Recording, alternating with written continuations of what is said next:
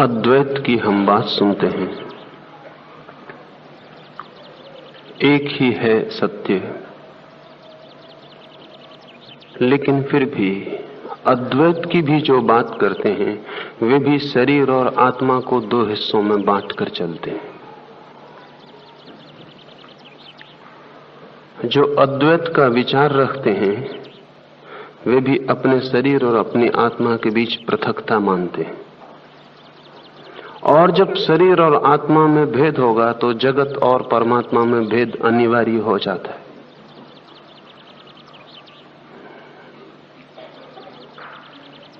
भेद की जरा सी स्वीकृति द्वैत को निर्मित कर देती है। इसलिए एक बहुत विरोधाभासी स्थिति लोगों की है। अद्वैत को मानने वाला भी अपने जीवन में द्वैत को ही मानकर चलता है। लाओस से इसमें अद्वैत की आधारशिला निर्मित कर रहा है। लाओस से कहता है कि जगत और परमात्मा एक नहीं हो सकते जब तक शरीर और आत्मा के बीच एक गहरा आलिंगन ना हो। जब तक कि शरीर और आत्मा के बीच ऐक्य का अनुभव न हो तब तक पदार्थ और चेतना के बीच भी एकता निर्मित नहीं हो सकती।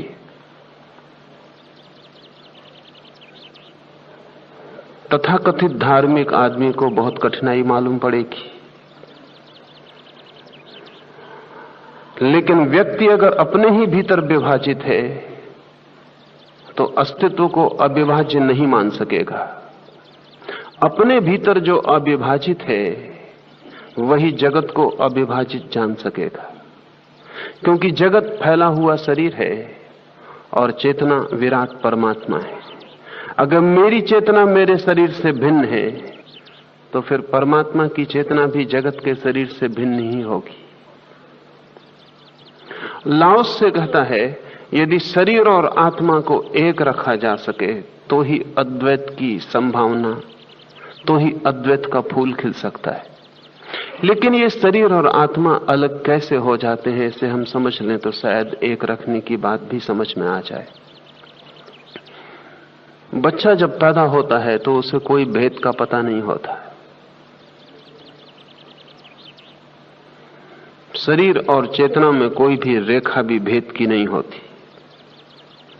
शरीर और चेतना एक ही अस्तित्व की तरह बड़े होते हैं,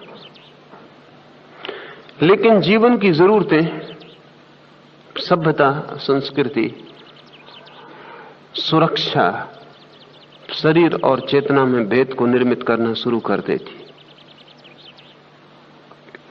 बच्चे को अगर भूख लगी है तो भी हमें उसे सिखाना पड़ता है कि जब भूख लगी हो तभी भोजन मिले, ये जरूरी नहीं है। भूख को रोकना भी आवश्यक है। ये जीवन की अनिवार्य व्यवस्था है।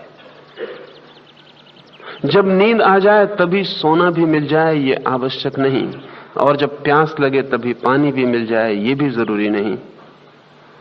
तो नियंत्रण रखना भी सीखना पड़ता है।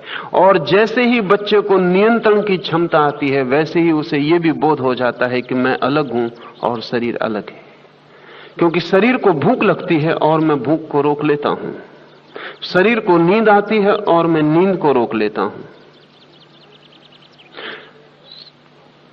मैं रोक सकता हूं जिसे, उससे अलग हो जाता हूं। तो जैसे जैसे बच्चे में नियंत्रण, कंट्रोल विकसित होता है वैसे वैसे उसकी चेतना और शरीर में एक दरार पड़नी शुरू हो जाती। वो दरार रोज रोज बड़ी होती चली जाती। वो दरार जितनी बड़ी हो जाती है उतना ही अस्तित्व के साथ एक होना मुश्किल हो जाता है। क्योंकि जो अपने शरीर के साथ भी एक होना जिसे मुश्किल हो गया है उसे विराट जगत के शरीर के साथ एक होना बहुत मुश्किल हो जाएगा। ये गहरा द्वैत जीवन की अनिवार्यता में से पैदा होता है। जरूरी है लेकिन सत्य नहीं है। उपयोगी है लेकिन तथ्य नहीं है। और जो भी उपयोगी होता है जरूरी नहीं कि सत्य हो, और कभी ऐसा भी होता है कि असत्य भी बहुत उपयोगी होते हैं। ये एक उपयोगी असत्य है और इसे विकसित करना ही पड़ता है। लेकिन अगर इससे ही हमारा चित्त सदा के लिए बंध जाए और हम इससे छूट ना सकें, तो ये उपयोगी सत्य आत्मघाती हो जाता है। नियंत्रण सिखाना ही पड़ेगा, संयम सिखाना ही पड़ेगा। जरूरतें खड़ी होंगी और मांग को रोकने की क्षमता भी जुटानी ही पड़ेगी। धीरे धीरे जिसमें जरूरतें पैदा होती हैं वो अलग मालूम होने लगता है, और जो जरूरतों पर नियंत्रण करता है वो अलग मालूम होने लगता है। बुद्धि अलग और वासना अलग मालूम होने लगती है। बुद्धि और वासना जैसे ही अलग मालूम होने लगती है, हमारे भीतर ही दो हिस्से हो गए। फिर हम पूरी जिंदगी इन दो हिस्सों के संघर्ष में ही परेशान होते हैं। सारी जिंदगी एक अंतर्द्वंद बन जाती है। पूरी समय वासना अपनी मांग करती है और बुद्धि अपना नियंत्रण स्थापित करना चाहती है। धीरे धीरे हमारे भीतर सब तरफ से विभाजन हो जाता है। मनोविद कहते हैं कि हमारा जो नीचे का हिस्सा है शरीर का, नाभि से नीचे का हिस्सा, उसे हम नीचा हिस्सा मानना शुरू कर देते हैं। केवल नीचे होने के कारण नहीं, निम्न होने के कारण भी। ऊपर के हिस्से के साथ हम अपना आत्मसात करते हैं और शरीर के नीचे के हिस्से को हम अलग तोड़ के रख देते हैं। कमर के नीचे का शरीर आपको ऐसा मालूम पड़ता है आपका नहीं है। कमर के ऊपर का शरीर ही बस आपका है, क्योंकि कमर के नीचे का हिस्सा धीरे धीरे वासना से जुड़ जाता है और कमर का ऊपर का हिस्सा धीरे धीरे बुद्धि से जुड़ जाता है, और अंततः तो बुद्धि सिर में केंद्रित हो जाती है। इसलिए आप अपने चेहरे से ही अपने को पहचानते हैं। बाकी सारे शरीर को तो हम छिपाए रखते हैं।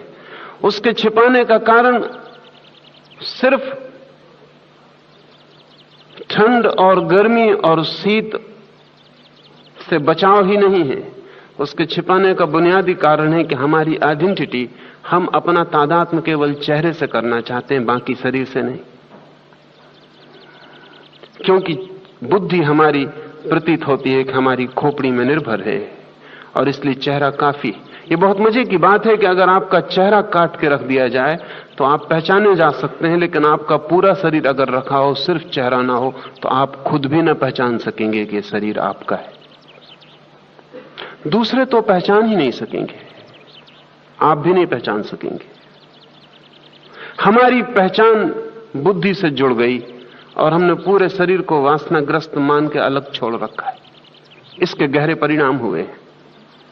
उन गहरे परिणामों पर हम बात करेंगे। लाओस से इस पहले सूत्र में कह रहा है कि यदि बौद्धिक और ऐन्द्रिक आत्माओं को एक ही आलिंगन में आबद्ध रखा जाए तो उन्हें पृथक होने से बचाया जा सकता है। अगर मेरी बुद्धि और मेरी इंद्रियां एक गहरे आलिंगन में आबद्ध रहें तो मेरे भीतर द्वंद्व को और द्वैत को पैदा होने से रोका जा सकता है। और अगर ये आबद्ध न रहें, अगर मैं बुद्धि को और वासना को अपने भीतर अलग तोड़ लूं और दोनों के बीच सब सेतु नष्ट कर दूं, तो फिर मेरे भीतर खंडित होने की स्थिति को नहीं रोका जा सकता। जिसे मनोवैज्ञानिक सिजोफ्रेनिक कहते हैं, खंडित व्यक्ति कहते हैं, वो हम सभी थोड़े न बहुत हैं। जब कोई ज्यादा खंडित हो जाता है तो पागल हो जाता है। हम किसी तरह से अपने को मैनेज कर लेते हैं, हम किसी तरह से अपने को चला लेते हैं और पागल नहीं हो जाते, लेकिन हमारे भीतर पागलपन की क्षमता प्रतिपल घटती बढ़ती रहती। हम अपने ही भीतर एक गहरे संघर्ष में हैं, आलिंगन में नहीं। एक तालमेल नहीं है भीतर, एक संगीत नहीं है, एक लयबद्धता नहीं है भीतर। भीतर एक संघर्ष, एक द्वंद्व, एक विरोध, एक शत्रुता है। प्रत्येक चीज के साथ संघर्ष है। अभी पश्चिम में एक नया आंदोलन चलता है, विशेषकर अमेरिका में, संवेदनशीलता को बढ़ाने का।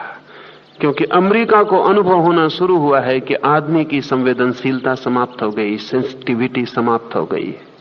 हम छूते हैं लेकिन छूना हमारा बिल्कुल मुर्दा है। हम देखते हैं लेकिन आंखें हमारी पथराई हुई हैं। हम सुनते हैं लेकिन कानों पर आवाज ही पड़ती है, हृदय तक कोई संवेदन नहीं पहुंचता। हम प्रेम भी करते हैं, हम प्रेम की बात भी करते हैं, लेकिन प्रेम हमारा बिल्कुल निष्प्राण है। हमारे प्रेम के हृदय में कोई धड़कन नहीं है। हमारा प्रेम बिल्कुल कागजी है।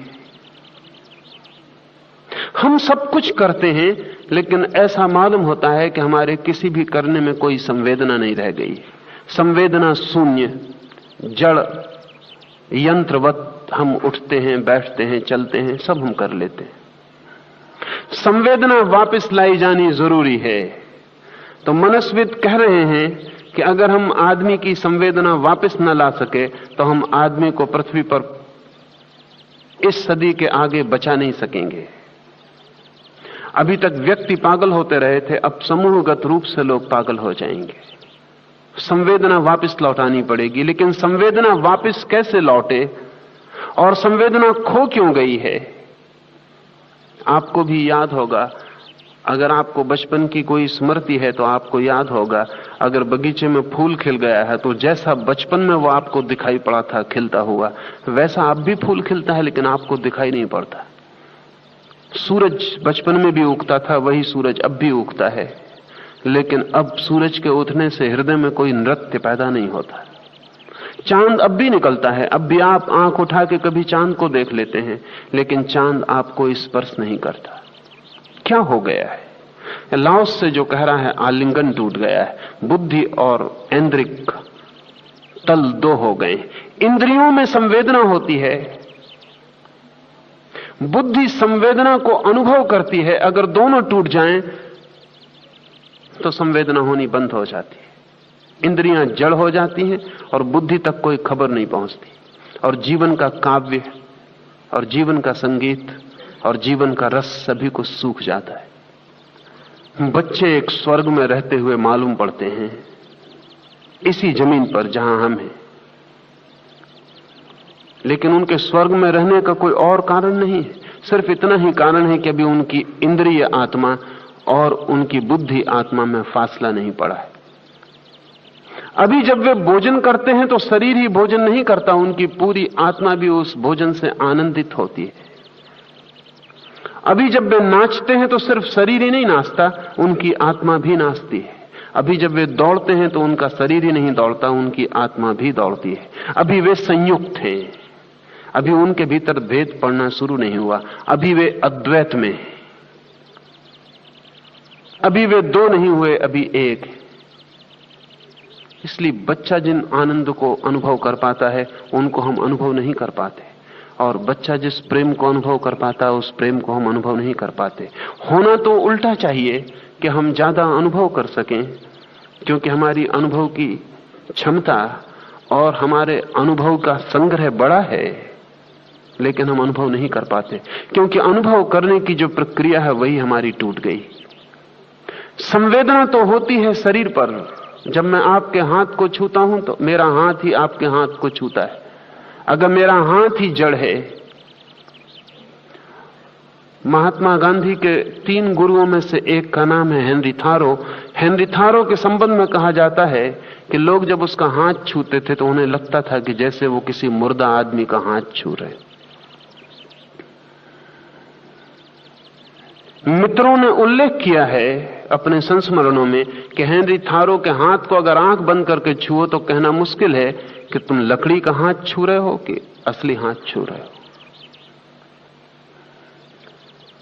हेनरी थारो को शायद ज्यादा हो गया होगा ये हाथ संवेदन सुने, लेकिन हमारा भी ऐसा ही है। हाथ में संवेदना हो, हाथ जीवंत हो, और हाथ का रोआ रोआ और हाथ का अणु अणु और हाथ का कोष्ठ कोष्ठ बिजली से भर जाए छूते समय, तो ही बुद्धि ग्रहण कर सकती है इस स्पर्श के आनंद को। अगर हाथ ही मुर्दा पड़ा रहे तो बुद्धि तक कोई खबर ही नहीं पहुंचती, और बुद्धि तक खबर न पहुंचे तो बुद्धि के पास सीधा कोई उपाय नहीं। इंद्रियां बुद्धि के द्वार हैं और शरीर आत्मा का साधन है।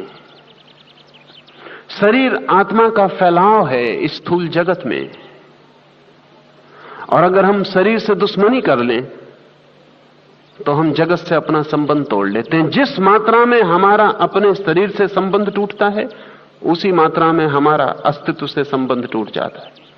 फिर हम जीते हैं, लेकिन हमारे और अस्तित्व के बीच एक फासला बना रहता है।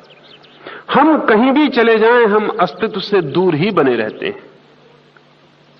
हम प्रेम भी करें तो फासला होता है, हम करुणा भी करें तो फासला होता है, हम मित्रता भी बनाएं तो एक फासला होता है जिसके आर पार हम खड़े रहते हैं, और आर पार पहुंचना बहुत मुश्किल है।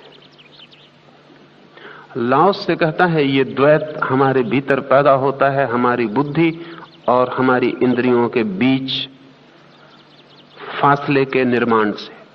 लेकिन यह फासला उपयोगी है, एक समय निर्मित होना चाहिए और एक समय यह फासला टूट भी जाना चाहिए। इसे एक सीढ़ी की तरह उपयोग करना उचित है। इसलिए जीसस ने कहा है कि वे ही मेरे स्वर्ग के राज्य में प्रवेश कर सकेंगे जो बच्चों की भांति हो जाएंगे, पुनः बच्चों की भांति, पुनः उतने संवेदनशील जितने बच्चे हैं। एक एक अनुभव जिनके लिए प्राणों तक उतर जाए, ऐसे जो हो जाएंगे वे ही मेरे प्रभु के राज्य में प्रवेश कर सकेंगे। बच्चे के पास एक अद्वैत है लेकिन अज्ञान से भरा, ज्ञानी के पास यही अद्वैत पुनः चाहिए, ज्ञान से भरा। बच्चे में एक निर्दोषिता है, एक इनोसेंस है, लेकिन अज्ञानपूर्ण, इग्नोरेंट इनोसेंस।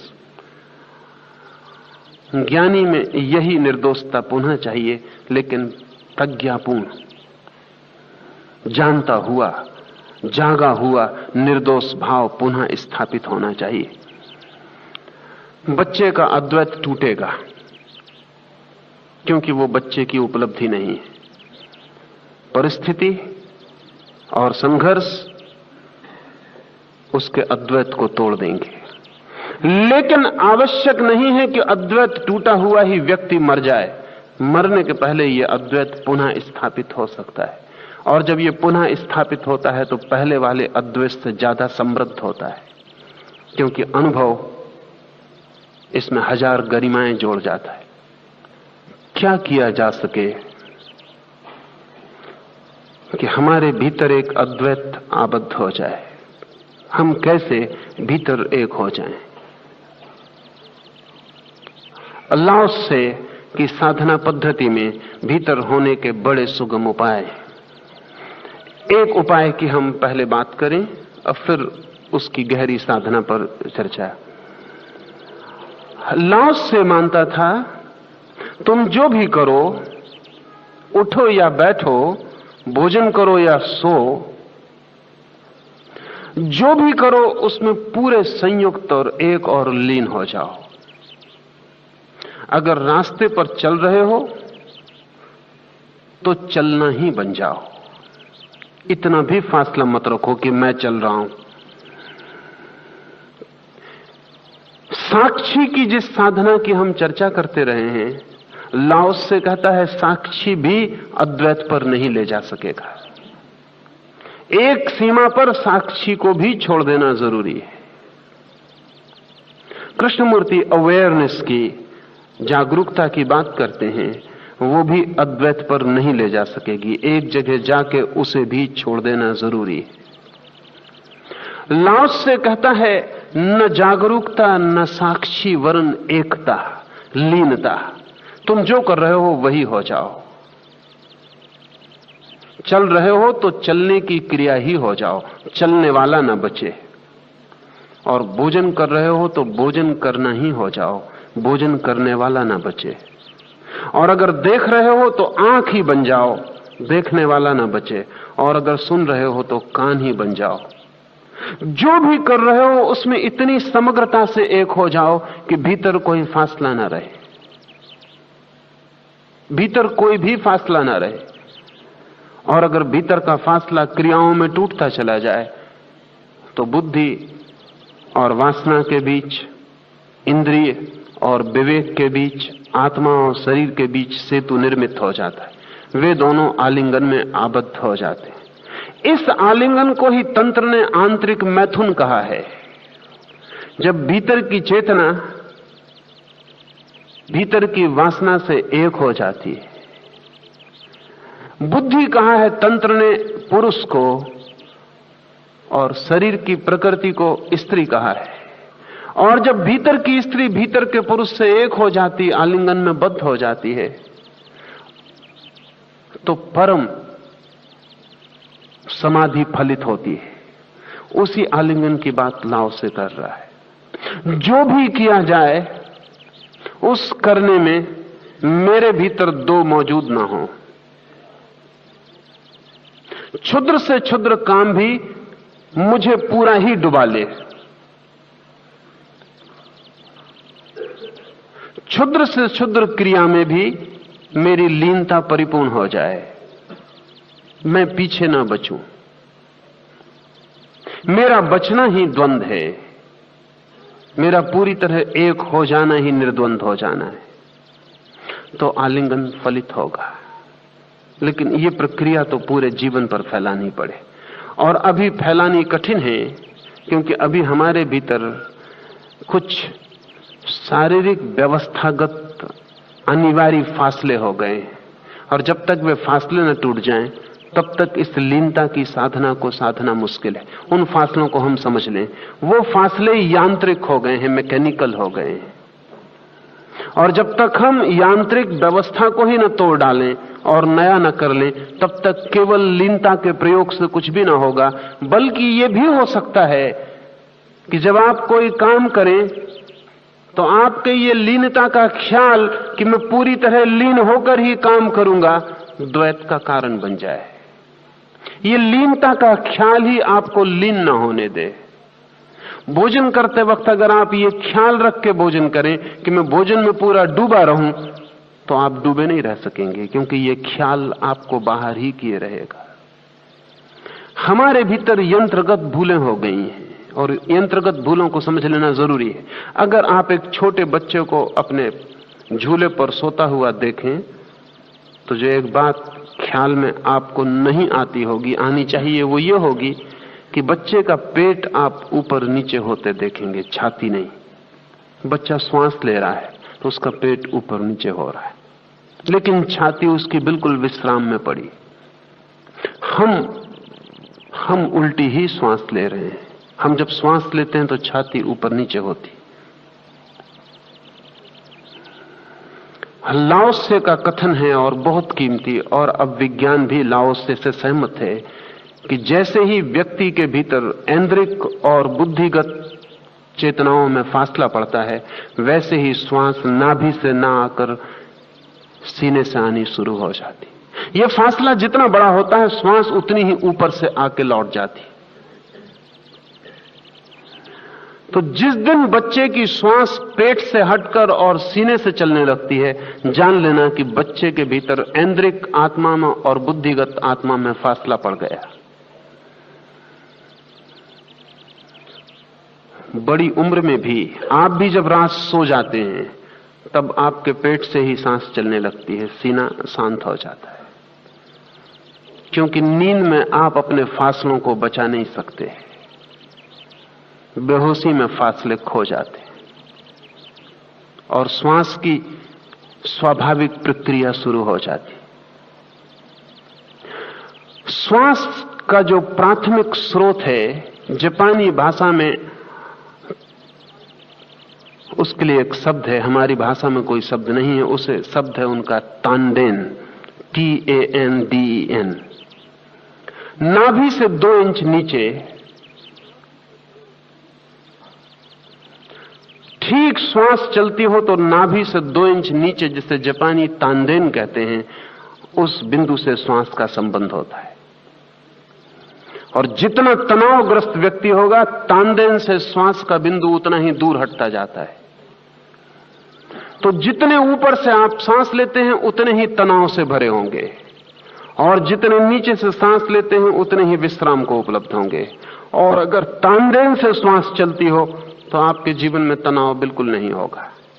बच्चे के जीवन में तनाव न होने का जो व्यवस्थागत कारण है, वो तानडेन से श्वास का चलना है। जब आप भी कभी विश्राम में होते हैं तो अचानक ख्याल करना, आपकी श्वास तानदेन से चलती होगी। और जब आप तनाव से भरे हों, बहुत मन उदास, चिंतित, परेशान हो, व्यथित हो, बेचैनी में हो, तब आप ख्याल करना तो श्वास बहुत ऊपर से आके लौट जाएगी। ये श्वास का ऊपर से आके लौट जाना इस बात का सूचक है कि आप अपनी मूल प्रकृति से बहुत दूर हो गए। लेकिन कुछ कारण हैं जिनकी वजह से हम लोगों को शिक्षा देते हैं कि पेट से श्वास मत लेना। एक तो एक पागलपन का ख्याल सारी दुनिया में फैल गया है और वो ये है कि छाती फूली हुई होनी चाहिए, छाती बड़ी होनी चाहिए। तो छाती जितनी बड़ी करनी हो उतनी श्वास छाती में भरनी चाहिए, नीचे नहीं, और छाती से ही वापस लौटा देनी चाहिए। तो छाती को बड़ा करने का पागलपन व्यक्ति के भीतर एक भयंकर उत्पात को निर्मित कर देता है। अगर आपने कभी जापानी या चीनी फकीरों की तस्वीरें देखी या लाओसे की तस्वीर अगर आपने कभी देखी तो आपको थोड़ी हैरानी होगी। चीन और जापान में तो बुद्ध की भी जो तस्वीरें और मूर्तियां बनाई हैं वो भी देख के हमें हैरानी होगी, क्योंकि हमने जो बुद्ध की मूर्तियां बनाई हैं उनसे उनका मेल नहीं है। हमारी जो बुद्ध की मूर्तियां उनमें पेट बहुत छोटा है, पीठ से लगा हुआ है और छाती बड़ी है। और जापान और चीन में बुद्ध की भी जो मूर्तियां हैं उनमें पेट बड़ा है।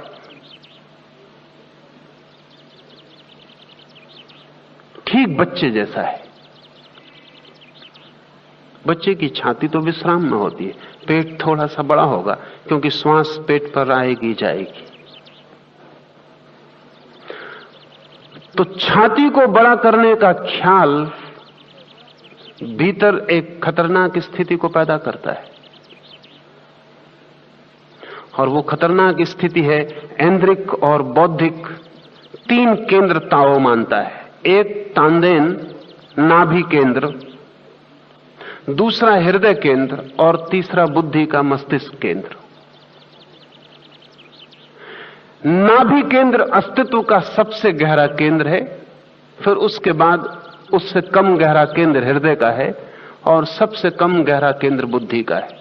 इसलिए बुद्धिवादी अस्तित्व से सबसे ज्यादा दूर होता है। उससे तो निकट वे लोग भी होते हैं जो हृदयवादी हैं। तथाकथित ज्ञानियों से भक्त भी कहीं ज्यादा अस्तित्व के निकट होते हैं।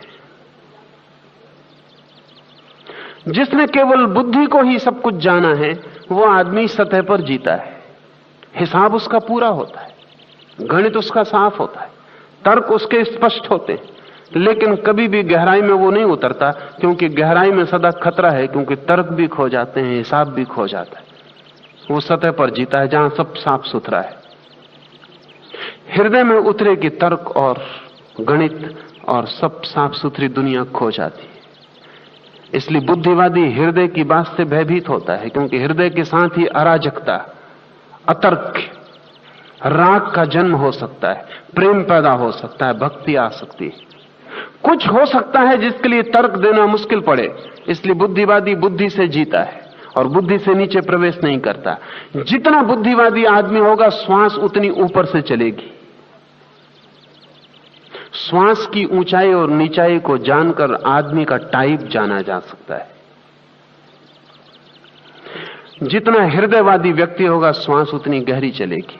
लेकिन लाओस से कहता है हृदय भी आखिरी गहराई नहीं, और गहरे उतरना जरूरी है, और उसको वो तांदेन कहता है। नाभि से श्वास चलनी चाहिए।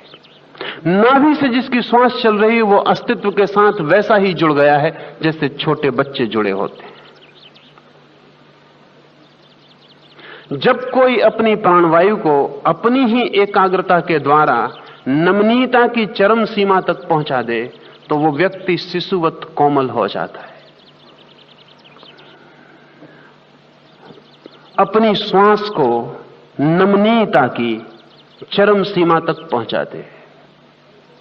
नमनीयता का अर्थ है तनाव शून्य तरलता को पहुंचा दे। अगर आप तनाव मुक्त हो, शून्य हो, तो श्वास आपकी अनिवार्य रूप से नाभि केंद्र पर पहुंच जाएगी। कभी शिथिल होकर शांत होकर कुर्सी पर बैठ के देखें, आपको फौरन पता चलेगा श्वास नाभि से चलने लगी। लेकिन ढीला छोड़ें अपने को, लेकिन ढीला हम छोड़ते नहीं।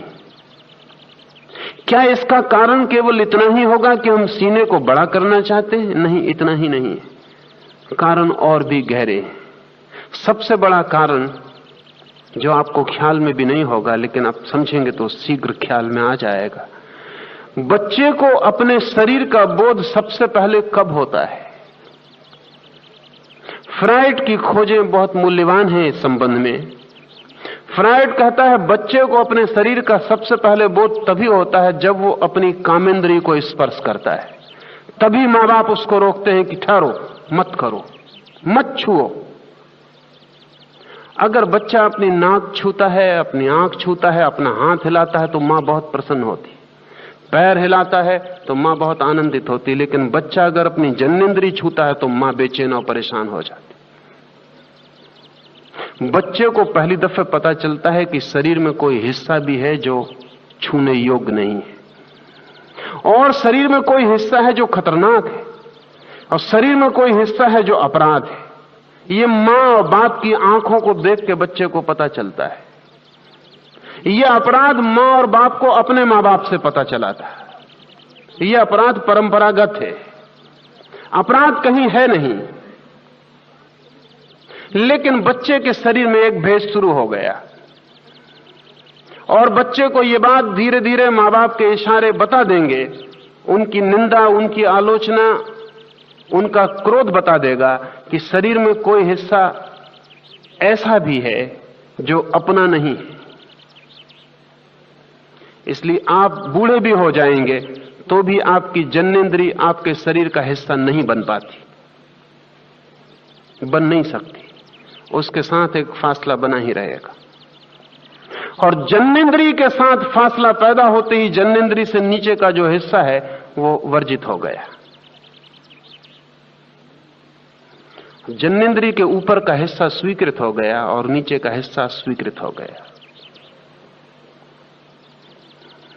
हम जैसे ही हमारे भीतर ये भेद घटित होता है वैसे ही श्वास ऊपर से चलने लगेगी। उसके कारण है क्योंकि तानदेन का जो बिंदु है, अगर उस तक श्वास जाए तो जननेंद्री पर उसका असर पड़ता है। इसलिए जैसे ही हमको ये ख्याल आ गया कि जननेंद्री हमारा हिस्सा नहीं है तो हमारा तानदेन सिकुड़ जाता है, सप्रेस्ड हो जाता है, और हम डरे हुए जीने लगते हैं कि कहीं जननेंद्री तक श्वास न चली जाए। क्या आपको पता है कि रात सोते समय हर पुरुष को कम से कम 12 से 18 बार जननेंद्री पर इरेक्शन होता है नींद में। फ्रायड का ख्याल था कि ये इसलिए होता है कि लोगों की काम वासना अतृप्त रह जाती है, तो जब वो काम वासना के स्वप्न देखते हैं तो जननेंद्री अकड़ जाती है। लेकिन अभी जितनी खोज गहरी गई है तो पता चलना शुरू हुआ कि लाओत्से ज्यादा ठीक कहता था। लाओत्से का कहना यह है कि नींद में जननेंद्री पर, तानदेन पर श्वास की चोट पड़ती है, इसलिए जननेंद्री खड़ी हो जाती है। जरूरी नहीं है कि कोई काम वासना से संबंधित स्वप्न भीतर चल रहा हो। चल रहा हो तो खड़ी हो जाएगी, नहीं चल रहा हो तो भी खड़ी हो सकती है, और 12 से 18 बार प्रत्येक पुरुष की सामान्यतया होगी। उसका कारण कुल इतना है कि श्वास की जो चोट, नींद में श्वास पूरी चलेगी, पूरी चलने से तानदेन पर चोट पड़ती। तानदेन का बिंदु और वीर्य ऊर्जा का बिंदु निकट है, सीमांत पर है। श्वास की चोट ही वीर्य को सक्रिय करती है। इसलिए संभोग के समय में आप छाती से श्वास नहीं ले सकते, संभोग के क्षण में आपको पेट से ही श्वास लेनी पड़ती है। इसलिए श्वास तेजी से चलने लगती है और श्वास जोर से भीतर धक्के मारने लगती है। अगर आप श्वास को शांत रख सकें तो वीर्य स्खलन रुक जाएगा। इसलिए तंत्र में प्रयोग है कि श्वास को शांत रखा जा सके तो बिना वीर्य स्खलन के संभोग किया जा सकता है, और संभोग को घंटों लंबा भी किया जा सकता है। लेकिन श्वास फिर तानदेन तक नहीं पहुंचनी चाहिए। तो जैसे ही बच्चे को यह ख्याल में आ जाता है कि जननेंद्री अस्वीकार करनी है, निंदित है, पाप है, वैसे ही उसकी श्वास ऊपर से चलने लगती, क्योंकि तानदेन पर चोट पहुंचते ही बच्चे की जननेंद्री पर संवेदना होती है, और वो संवेदना सुखद है। वो संवेदना सुखद है। उस सुखद संवेदना के कारण वो जननेंद्री के प्रति आतुर और उत्सुक होता है। लेकिन माँ बाप की आंखें और समाज की आंखें बहुत दुखद हैं, और तब एक फासला उसके भीतर पैदा होना शुरू होता है। अंततः तो सुख भी पाप हो जाता है, और सुख लेते वक्त हम सब अपने को अपराधी अनुभव करते हैं। ये बड़े मजे की बात है कि जब भी आप अपने को सुखी पाएंगे तो भीतर अपराध का भाव पाएंगे। इसलिए कुछ लोग तो दुखी होने में बड़ा गौरव मानने लगते हैं क्योंकि वो अपराधी नहीं। सुखी आदमी को थोड़ा सा अपराध मालूम पड़ता है क्योंकि उसके पहले सुख के अनुभव के साथ अपराध का भाव जुड़ गया, और इसलिए हम जीते हैं लेकिन बटे हुए जीते हैं। अगर तानदेन तक श्वास न पहुंचे तो नपुंसकता तक भी फलित हो सकती है। ताओ को मानने वाले चिकित्सकों का ख्याल है कि अनेक पुरुषों की नपुंसकता केवल श्वास के तानदेन तक न पहुंचने से पैदा होती है। इसलिए बहुत मजे की बात आपसे कहूं, अक्सर पहलवान नपुंसक हो जाते हैं। उसका कारण है क्योंकि पहलवान छाती से श्वास लेता है और इतनी श्वास छाती से लेता है और पेट को भीतर ले जाता है कि तानदेन तक श्वास के पहुंचने की संभावना ही बंद हो जाती। इसलिए पहलवान दिखता तो बहुत विराइल है, दिखता तो बहुत पुरुष, लेकिन पुरुषत्व बहुत कम हो जाता है। पुरुषत्व के और उसके बीच श्वास का संबंध टूट जाता है।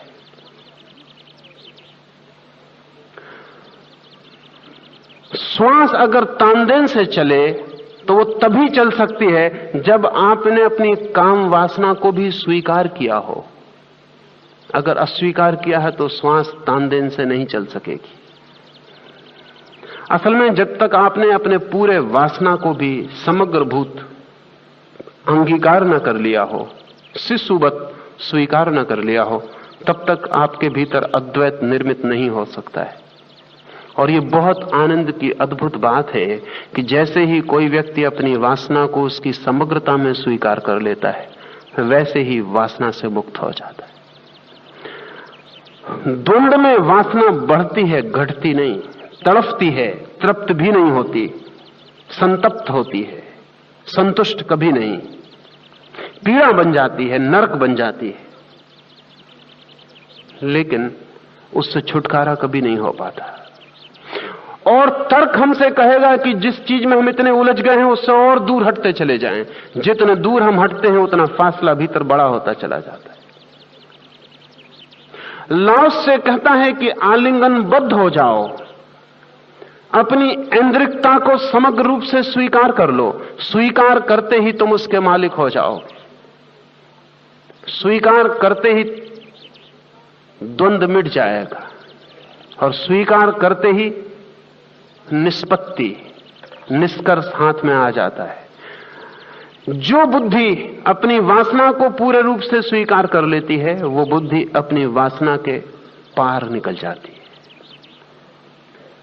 लेकिन यह पार निकलना संघर्ष से संभव नहीं होता, द्वंद्व से भी संभव नहीं होता। ये निर्द्वंद स्वीकार भाव से संभव होता है। प्राण वायु को नमनीयता की चरम सीमा तक पहुंचाना पहला प्रयोग है। ताओ की साधना में जो उतरते हैं उनका पहला काम यह है कि वो श्वास को फेफड़ों से लेना बंद कर दें, नाभि से लेना शुरू करें। इसका अर्थ हुआ कि जब आपकी श्वास भीतर जाए तो पेट ऊपर उठे और जब श्वास नीचे गिरे तो पेट नीचे गिरे और सीना शिथिल रहे, शांत रहे। शायद पुरुष राजी भी हो जाएं, क्योंकि सभी पुरुषों को पहलवान होने का पागलपन नहीं। स्त्रियां और भी मुश्किल से राजी हो सकती हैं, क्योंकि स्त्रियों को उससे भी बड़ा पागलपन सवार हुआ है, और वो है स्तन को सुदृढ़, सुडौल और बड़े बनाने का। तो स्त्रियां कभी नाभि से श्वास लेने को तैयार नहीं होती।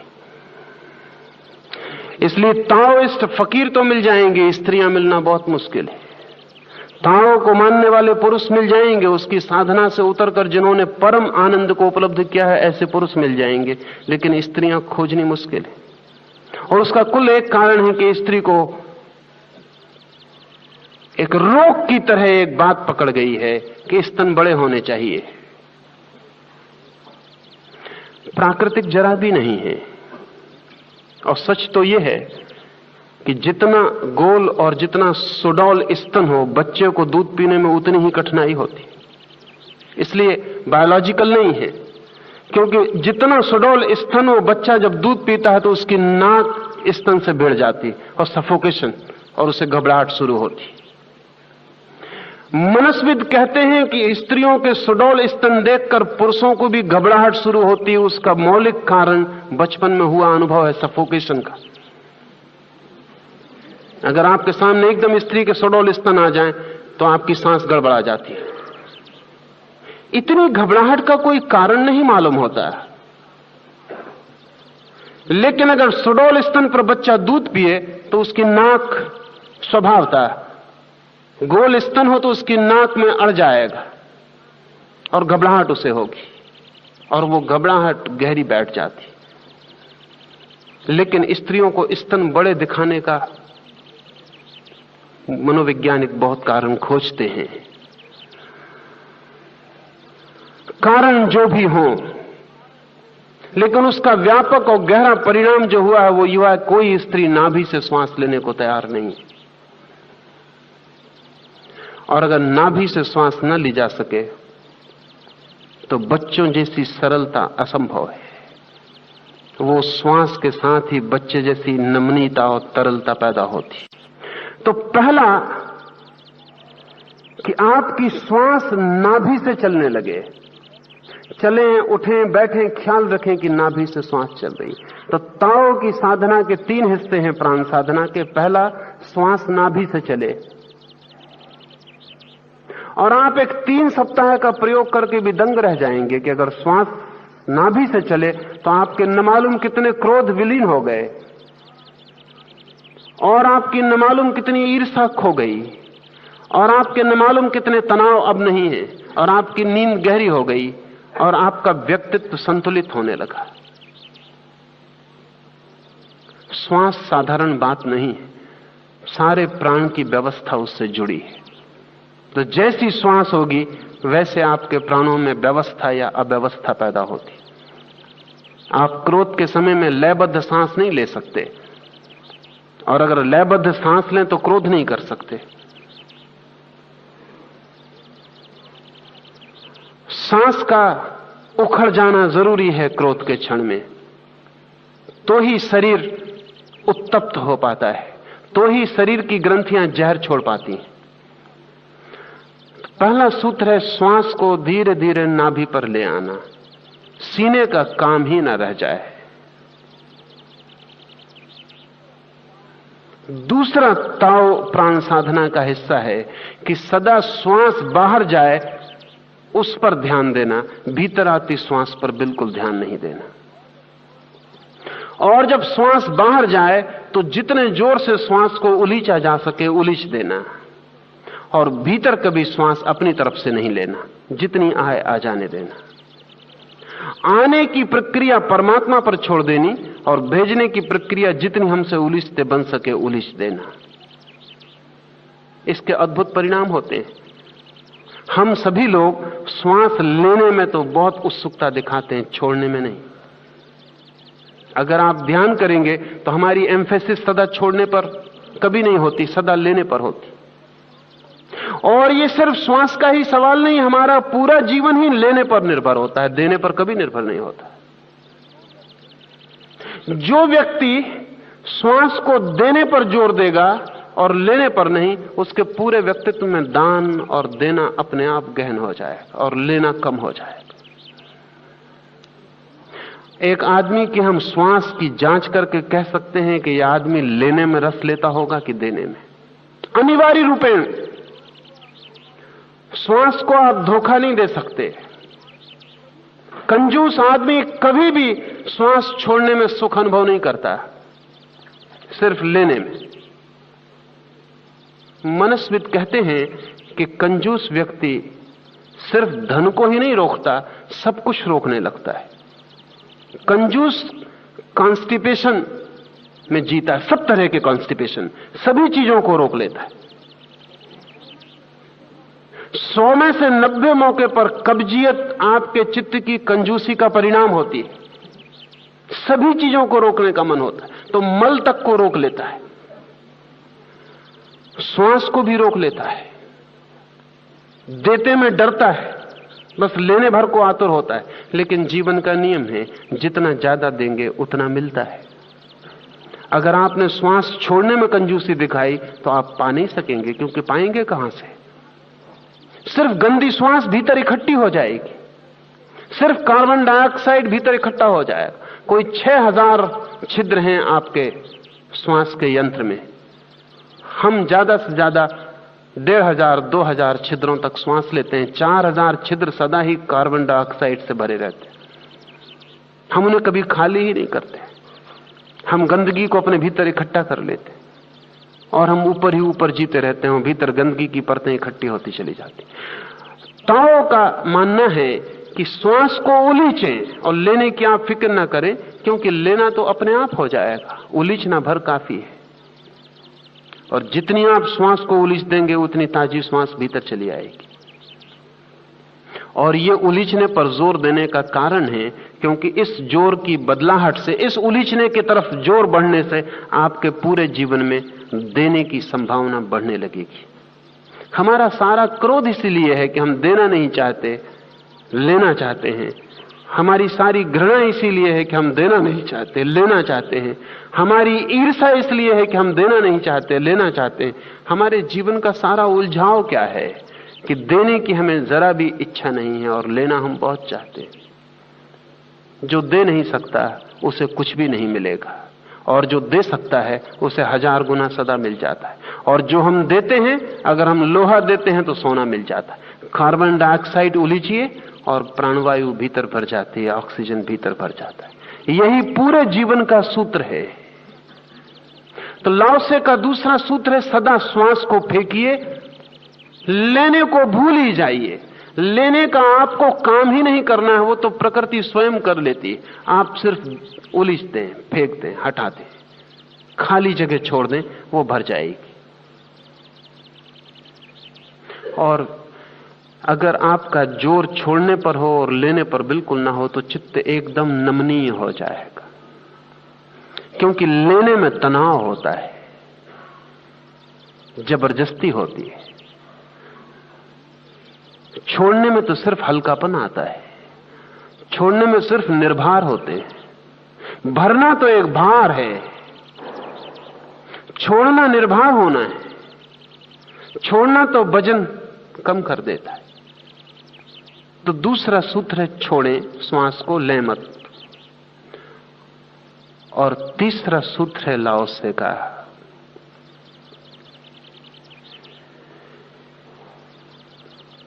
केंद्र नाभि हो जाए, छोड़ने पर जोर हो जाए।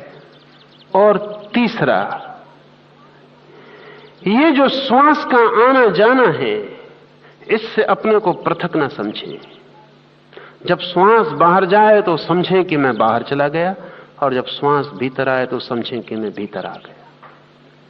प्राण के साथ एक हो जाएं। हम क्या करते हैं? हम कहते हैं श्वास मुझ में आई, श्वास मुझसे बाहर गई। लाओसे कहता है इससे बिल्कुल उल्टी बात। वो कहता है श्वास के साथ मैं बाहर गया, श्वास के साथ मैं भीतर आया। मैं ही बाहर हूं, मैं ही भीतर हूं। श्वास के साथ इस शरीर में भीतर आता हूं, श्वास के साथ इस शरीर के बाहर विराट शरीर में जाता हूं। चलते उठते बैठते अगर ये ख्याल रख सके कि श्वास के साथ मैं बाहर गया और श्वास के साथ में भीतर आया, इसका जप निर्मित हो जाए।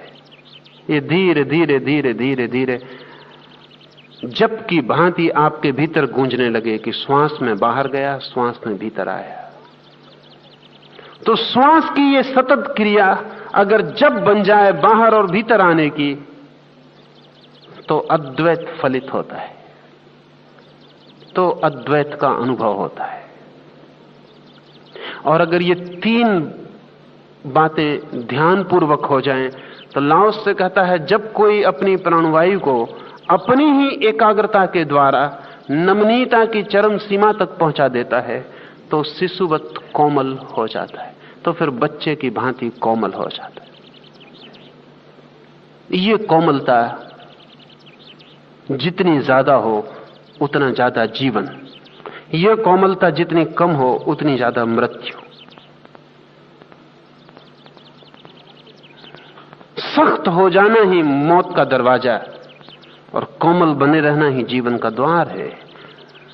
तो कोमल जैसे कि नया नया उगा हुआ अंकुर होता है, दिखता है कमजोर लेकिन वही उसकी शक्ति है। बूढ़ा दिखता हो भला ताकतवर, लेकिन बच्चे से ज्यादा ताकतवर नहीं है, क्योंकि मौत करीब आती चली जा रही। जितना सख्त होता चला जाता है उतना मृत्यु के करीब पहुंचता चला जाता।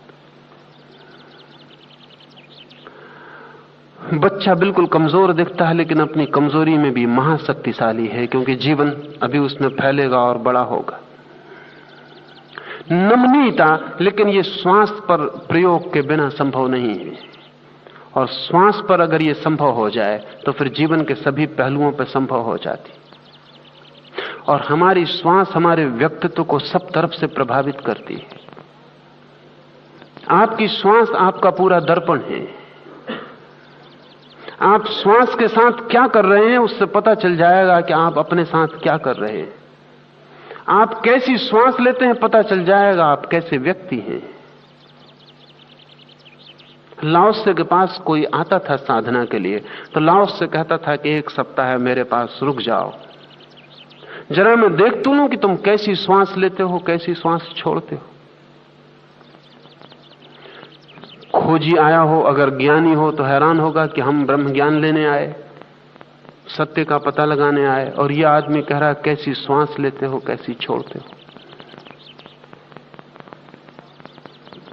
7 दिन लाओत्से देखेगा उस आदमी को, अनेक हालतों में, सोते में, जगते में, काम करते चलते वक्त, क्रोध में, प्रेम में, और देखेगा उसकी श्वास की व्यवस्था क्या है।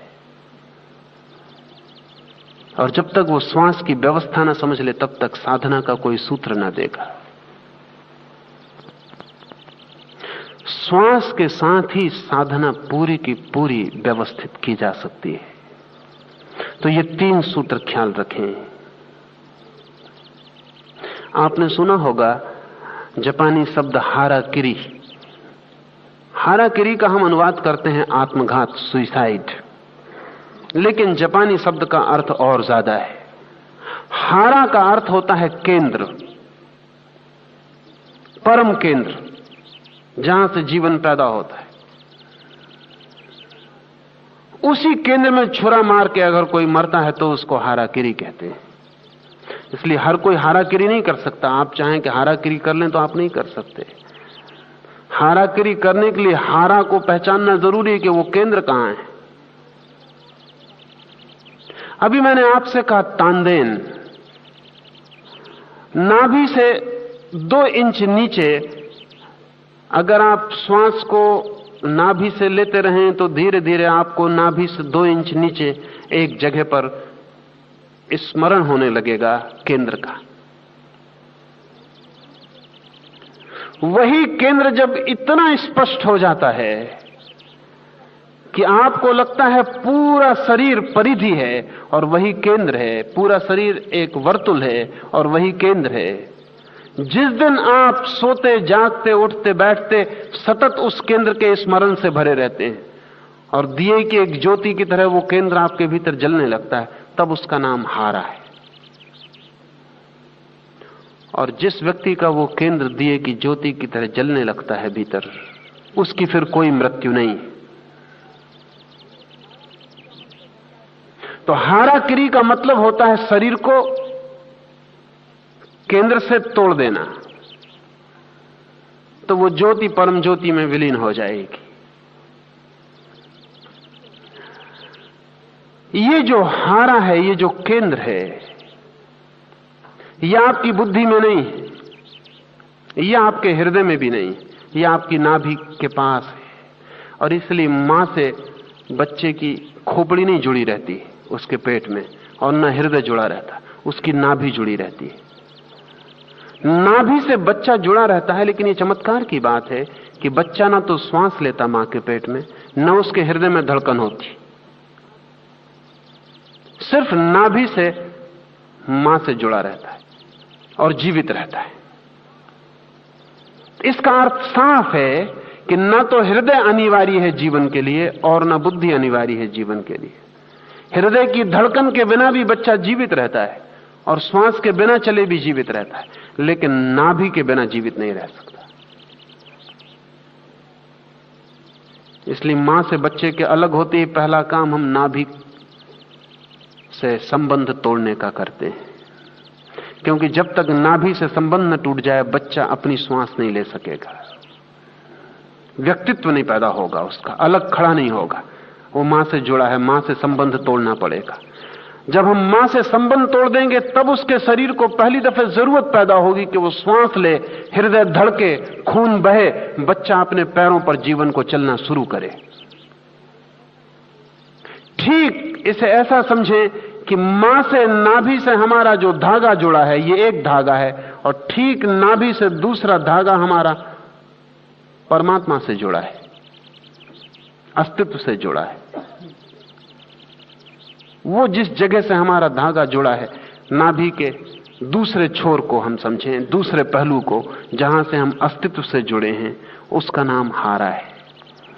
और ताओ कहता है कि उस हारा को जो पा लेता है, उस केंद्र को जो पा लेता है, वो सरल हो जाता है, फूल की तरह, आकाश के तारों की तरह, बच्चों की तरह, पशुओं की आंखों की तरह तरल और सरल हो जाता है। ये तरलता और सरलता अगर पानी हो तो तीसरे सूत्र में लाओस से कहता है, जब वह कल्पना के अतिशय रहस्यमय दृश्यों को झाड़ पोंछ कर साफ कर लेता है तो निर्विकार हो जाता है। श्वास नमनीय हो जाए, केंद्र पर आ जाए और कल्पना का सारा जाल तोड़ के फेंक दिया जाए। कल्पना के जो हमने जाल बना रखे हैं, न मालूम कितने कितने प्रकार के, संसार के नाम पर ही नहीं, धर्म के नाम पर भी न मालूम कितने जाल हमने अपनी कल्पना के बना रखे। न मालूम कितने ईश्वर, न मालूम कितने देव, न मालूम कितने स्वर्ग नरक कल्पना से बना रखे। जाना हमने नहीं, पहचान हमारी कुछ भी नहीं, सिर्फ अपनी कल्पना को भर रखा है। हमारी कल्पना एक पुस्तकालय है, जिस पुस्तकालय में जमाने भर की कल्पनाएं संग्रहित हो गई हैं। जन्मों जन्मों में न मालूम कितनी कल्पनाओं के जाल हमने इकट्ठे कर लिए और वो सब जालों के बीच में हम घिरे जीते हैं। लेकिन ये सारे के सारे जाल बुद्धि में हैं, और अगर किसी व्यक्ति ने बुद्धि से ही इन जालों को तोड़ने की कोशिश की तो वो नहीं तोड़ पाएगा। जरूरी है कि बुद्धि से नीचे चला जाए, गहरा चला जाए, अस्तित्व के केंद्र पर खड़ा हो जाए, और जैसे ही कोई व्यक्ति नाभि के पास आ जाता है वैसे ही सशक्त हो जाता है कि कल्पनाओं को तोड़ के फेंक दे। कुछ लोग बुद्धि से लड़ने की कोशिश में लगे रहते हैं। बुद्धि के एक तर्क को आप दूसरे तर्क से काट सकते हैं, लेकिन ध्यान रखिए दूसरा तर्क आपको पकड़ लेगा। बुद्धि की एक कल्पना को आप दूसरी कल्पना से काट सकते हैं, लेकिन तब दूसरी कल्पना आपको पकड़ लेगी। ये कठिनाई ऐसी है कि जिससे आप काटने चले हैं वो बुद्धि ही कटनी चाहिए, अन्यथा कुछ भी नहीं कटेगा। तो लोग काटने में लगे रहते हैं, एक धर्म को दूसरे धर्म से बदल लेते हैं, एक गुरु को दूसरे गुरु से बदल लेते हैं, एक सिद्धांत को दूसरे सिद्धांत से बदल लेते हैं, एक शास्त्र को दूसरे शास्त्र से बदल लेते हैं। और कुछ लोग तो इतनी कठिनाई में पड़ जाते हैं क्योंकि वो समझते हैं कि उन्होंने सब शास्त्र छोड़ दिए और तब वो अपना ही शास्त्र निर्मित कर लेते हैं, जो कि और भी गरीब होने वाला है, उससे तो बेहतर किसी और का भी बेहतर था। कृष्णमूर्ति के साथ और उनके शिष्यों के साथ ऐसी कठिनाई खड़ी हुई है।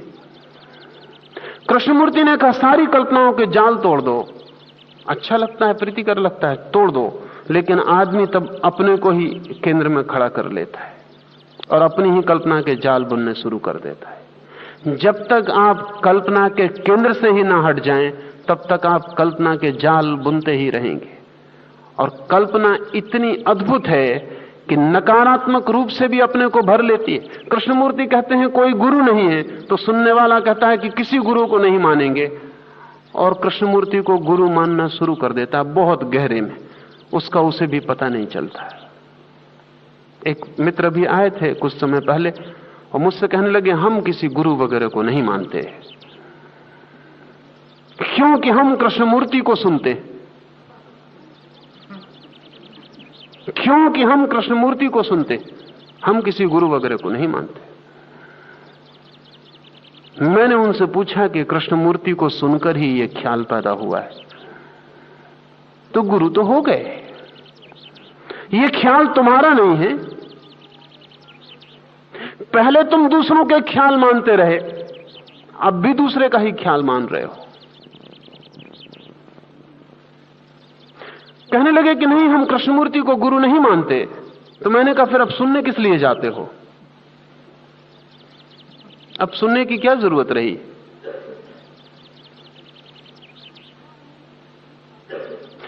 कहा उन्होंने कि सुनने जाते हैं समझने के लिए। तो मैंने कहा गुरु का और मतलब ही क्या होता है कि जिससे हम समझते हैं, और गुरु का क्या मतलब होता है कि जिसके पास हम समझने जाते हैं। आदमी अगर बुद्धि के ही जगह खड़ा रहे तो बुद्धि के विपरीत बातों को भी बुद्धि से ही पकड़ेगा। इसमें कोई अस्वाभाविक बात नहीं है, स्वाभाविक है। नहीं, असली सवाल सिर्फ बुद्धि से ही जाल को काटने का नहीं है, क्योंकि बुद्धि नए जाल बना लेगी। बुद्धि से हट जाने का है। कैसे एक छलांग लगे कि हम बुद्धि से हट जाएं? तो बुद्धि से हटने के दो प्रयोग किए गए। एक प्रयोग है कि आदमी विचार छोड़ दे, भाव में पड़ जाए। ये मीरा है तो मीरा विचार नहीं करती, भाव में पड़ गई है, नाचती है, गाती है, कीर्तन करती है। लेकिन भाव भी बहुत गहरे नहीं ले जाता, बुद्धि से तो गहरे ले जाता है। इसलिए बुद्धि से तो बेहतर है, बुद्धि से तो कुछ भी बेहतर हो सकता है, गहरे ले जाता है। लेकिन लाओस से जो कह रहा है वो और गहरे ले जाता है। वो कहता है भाव भी आखिर बहुत कुछ बुद्धि के पास है। हम तो वहां चलते हैं जहां भाव भी नहीं रह जाता, विचार भी नहीं रह जाता, न बुद्धि और न हृदय, न ज्ञान और न भक्ति। हम वहां चलते हैं जहां चित्त निर्विकार हो जाता है, जहां शुद्ध अस्तित्व रह जाता है। इस शुद्ध अस्तित्व के लिए सारी कल्पनाओं का कचरा झाड़ पोंछकर अलग कर देना जरूरी है। लेकिन ये कौन करेगा? अगर बुद्धि से ही आपने ये काम लिया तो आप गलती में पड़ जाएंगे। बुद्धि से झाड़ के अलग कर देगी, लेकिन नए जाल बना के खड़े कर देगी। और ध्यान रहे, पुराने जालों से नए जाल ज्यादा खतरनाक हैं,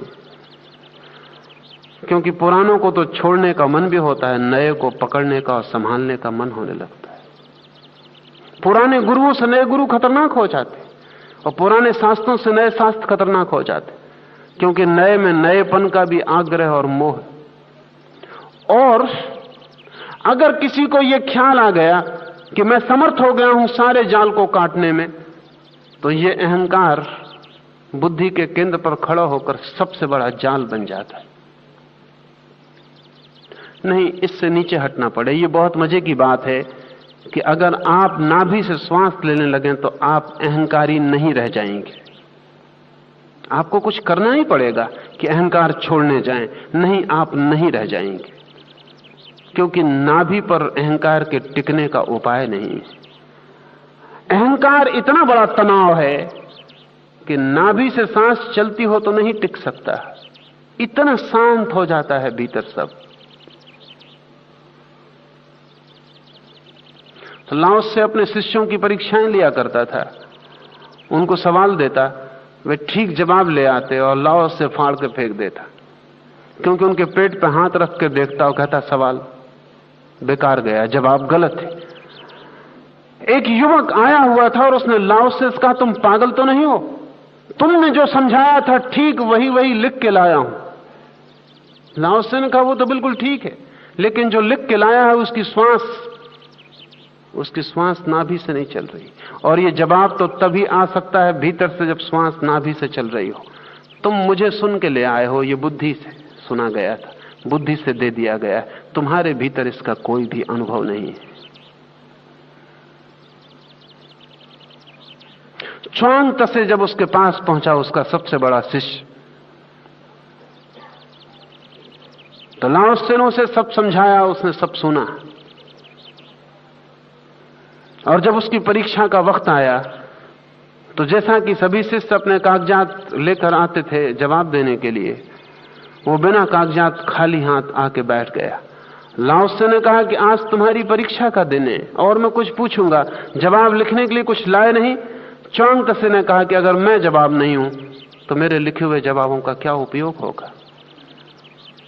उसने अपने कपड़े उतार दिया और नग्न होकर सामने लेट गया। उसने कहा कि तुम मेरी श्वास देख लो और ध्यान रहे, अगर नाभि से सच्ची श्वास नहीं चलने लगी है और आप सिर्फ कोशिश करके चलाते रहे तो जब कोई आपकी पेट पे हाथ रखेगा फौरन श्वास सीने से चलने लगेगी। फौरन जैसे ही आप कॉन्शियस हो जाएंगे श्वास आपकी सीने से चलने लगेगी।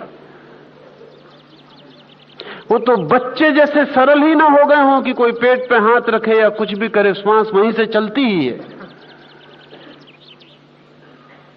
डॉक्टर जब आपका हाथ अपने हाथ में लेकर नाड़ी नापता है तो आप कभी ये मत सोचना कि नाड़ी उतनी ही होती जितनी डॉक्टर को पता चलती। डॉक्टर को भी कम से कम थोड़ा उसे घटा लेना चाहिए, उतनी नहीं होती। वो डॉक्टर के पकड़ने से बढ़ती, बढ़ेगी ही, क्योंकि आप सचेतन हो गए, आप कॉन्शियस हो गए, घबराहट आ गई, तनाव बढ़ गया। तो बीमारी जब डॉक्टर जांचता है तो उसे यह नहीं समझना चाहिए बीमारी इतनी ही होगी, थोड़ी ज्यादा मालूम होती है, क्योंकि उतना घबराहट भी बढ़ गई होती है भीतर।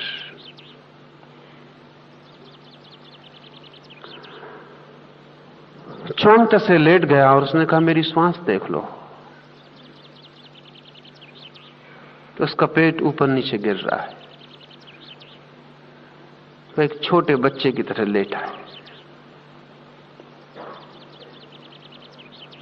अल्लाह उससे कहता है कि तू उत्तीर्ण हो गया है, अब मुझे कुछ पूछना नहीं है, क्योंकि जो जवाब दे सकता है अब तेरे भीतर मौजूद है। बुद्धि से हटाना है चेतना को और नाभि की तरफ ले आना है। हमारा सारा संस्कार, हमारी सारी शिक्षा, सारा समाज चेतना को बुद्धि की तरफ ले जाने की कोशिश में लगा रहता है। उपयोग है उसका, जैसा मैंने कहा, लेकिन एक दिन हमें उस उपयोग से वापस लौटाना जरूरी है। मूल केंद्र को खो देना किसी भी कीमत पर खतरनाक है और किसी भी कीमत पर मूल केंद्र को पा लेना सस्ता है। तो लाओ त्से के इस सूत्र को साधना का सूत्र समझें। अपने श्वास का ध्यान रखें और श्वास के रूपांतरण की कोशिश करें। श्वास की बदलाहट आपकी बदलाहट हो जाएगी। श्वास में क्रांति आपके स्वयं के व्यक्तित्व की क्रांति हो जाएगी। और जैसे जैसे श्वास गहरी होने लगेगी आपकी गहराई बढ़ने लगेगी, आपका उथलापन समाप्त हो जाएगा। और जिस दिन श्वास केंद्र पर होगी उस दिन आप सारे जगत के साथ एक अद्वैत के बिंदु पर मिल जाएंगे। अपने केंद्र पर जो आ गया वो जगत के केंद्र पर आ जाता है। स्वयं के केंद्र पर जो डूब गया वो विराट के केंद्र से एक हो जाता है। तो एक परम आलिंगन अद्वैत का फलित होता है। और जैसे जैसे आपकी श्वास गहरी और भीतर भीतर उतरने लगती है वैसे वैसे रहस्य के नए पर्दे और सत्य के नए द्वार खुलने शुरू हो जाते हैं। जो मनुष्य के भीतर छिपा है वही विराट में विस्तीर्ण होकर फैला हुआ है। जो अपने भीतर गहरे उतर आता है वो परम के भीतर ऊंचे उठ जाता है। ईसाई फकीरों ने कहा है, एज अबव सो बिलो, जैसा ऊपर वैसा नीचे। भारतीय संतों ने कहा है, जो पिंड में छिपा है वही ब्रह्मांड में। प्लोटिनस ने कहा, man is the measure of all things. सभी चीजों का माप तौल, मापदंड आदमी है। और आदमी अगर अपने भीतर उतर जाए तो वो विराट के भीतर उतर गया। आदमी एक छोटा सा विराट है, मिनिएचर। छोटा सा विराट, विराट में जो भी है सब उसके भीतर है। सब अपने ही केंद्र पर पहुंच जाने से व्यक्ति विश्व के केंद्र को पा लेता है। तो लाओस से कहता है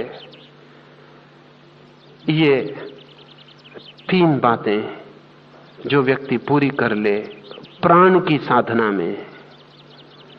ध्यान रहे, लाओस से की प्राण की साधना भारतीय प्राणायाम से भिन्न है,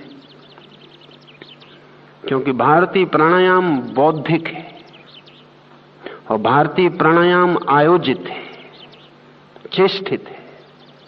और भारतीय प्राणायाम में प्राण को बुद्धि के द्वारा व्यवस्था दी जाती है।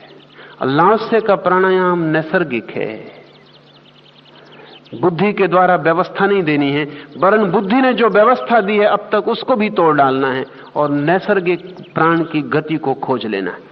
जो सहज गति है, जो जन्म से हमारे साथ थी, उसे खोज लेना है। तो भारतीय प्राणायाम और लाओसे के प्राण साधना में बुनियादी अंतर है, और लाओसे की प्राण साधना ज्यादा गहरी है प्राणायाम से, क्योंकि प्राणायाम फिर आखिर मनुष्य का हिसाब है कि बाएं नाक को रोककर 3 दफे, फिर दाएं नाक को रोककर 3 दफा, फिर इतनी देर भीतर रोकना, फिर इतनी देर बाहर छोड़ना, फिर इतना रेचक, फिर इतना कुंभक। ये सब का सब बुद्धिगत है।